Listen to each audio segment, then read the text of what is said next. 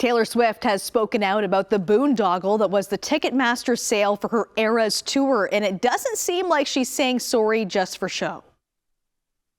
I promise that you'll never find another like me. In a statement posted to her Instagram story, Swift says that she's trying to figure out how the situation can be improved moving forward, but that she's not going to make excuses for anyone. She doesn't mince words when talking about her fans' experiences with Ticketmaster, saying that it really angers her that a lot of them feel like they went through several bear attacks to get them.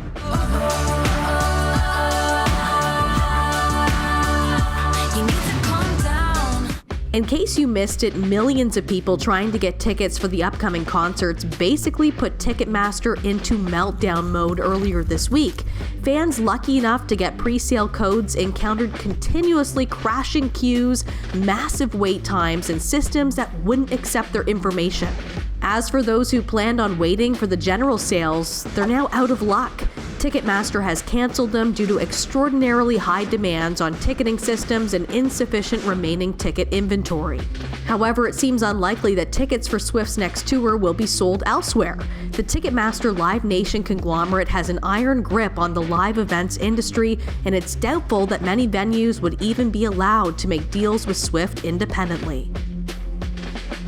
Lawyer and financial expert Omar Ochoa joins us from Texas tonight to talk more about this. Omar, Ticketmaster is under fire not just from fans trying to get a ticket to a Taylor Swift concert, but it appears the U.S. Justice Department is looking to get to the bottom of this. What's the latest for Live Nation tonight? Yeah, this debacle that happened with the Taylor Swift tickets, I think has brought the issue back to the forefront.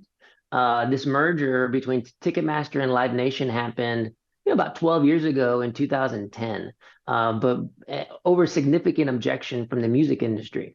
And since that time period, people have continued to object to them operating the way that they do, allegedly as a monopoly.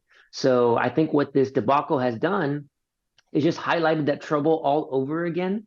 And it's really brought on the scrutiny of members of Congress who look like they might be getting ready to host hearings on this issue.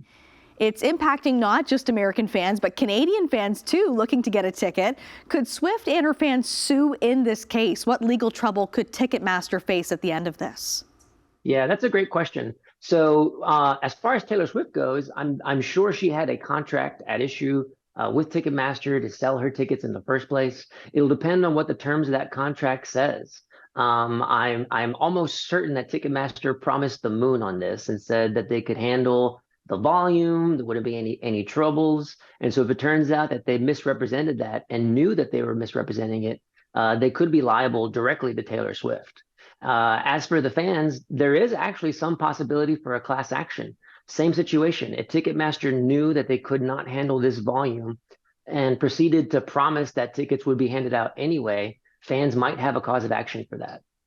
That's certainly good to know, and I'm sure the information from Ticketmaster will come out in the days and months ahead. But Omar, why haven't past complaints against Ticketmaster from the Justice Department and even state attorney generals held up?